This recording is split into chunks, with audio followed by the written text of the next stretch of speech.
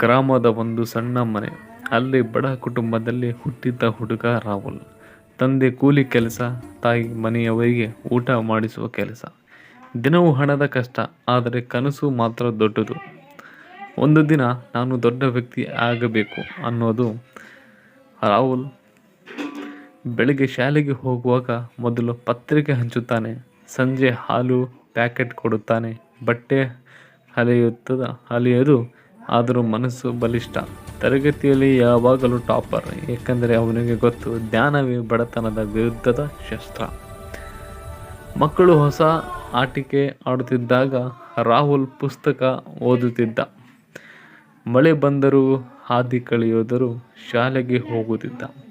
ಗುರುಗಳು ಆತನ ಹೋರಾಟ ನೋಡಿ ಪ್ರೋತ್ಸಾಹಿಸುತ್ತಿದ್ದರು. 12 ವರ್ಷದಾಗುವಷ್ಟರಲ್ಲಿ ರಾಹುಲ್ ತನ್ನ ಊರಿನಲ್ಲಿ ಎಲ್ಲರಿಗೂ ಮಾದರಿ. ಅವನು ಹೇಳುತ್ತಾನೆ, ನಾನು ಬಡವನಾದರೂ ನನ್ನ ಕನಸು ಬಡವಲ್ಲ.